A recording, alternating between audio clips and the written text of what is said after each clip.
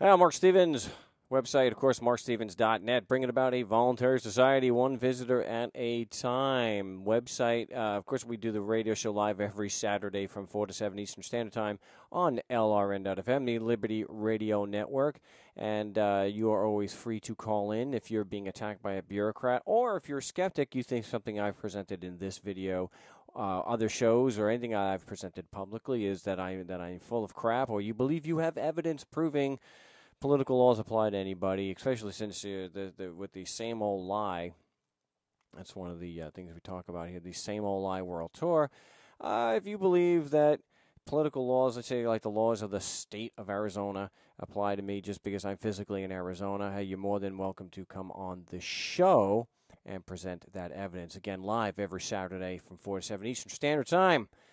You can also contact me here at markstevens.net, and one of the email addresses is markstevens@mail.com. And I just want to go back to one of these success stories as a little update that we've got here, and it has to do with Bradley.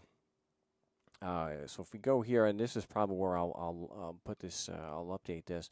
But Bradley had a ticket kicked. He came on the show, and he talked to us about it. We actually have, at the time, he did not have the documentary proof that he not only won, but had costs awarded to him, which is really, really cool. So what he did was he sent it to me, and you see I have GIMP, actually, so my awesome GIMP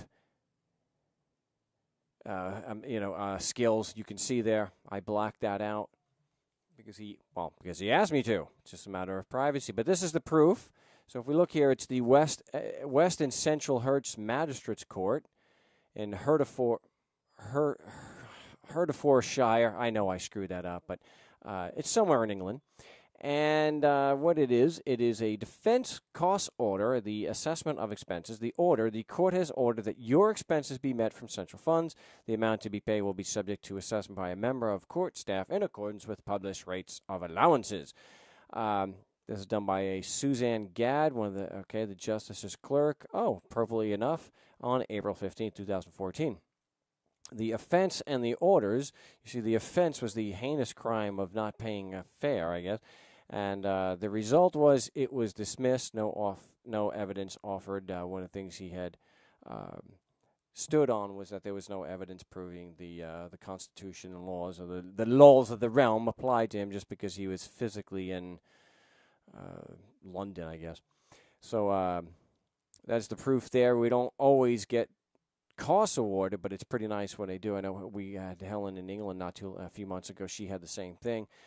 So big congratulations to Bradley for standing up for himself and inspiring others to not just roll over and pay the fine. That even win, lose, or win or lose, if it's not thrown out, it doesn't matter because you stood up for yourself. You didn't just cower and beg them, anything to avoid going to jail, or you didn't just pull the money out to be left alone. He stood up to them, so big congratulations there, and I do thank him so much for providing the evidence of this. My name is Marc Stevens, website markstevens.net.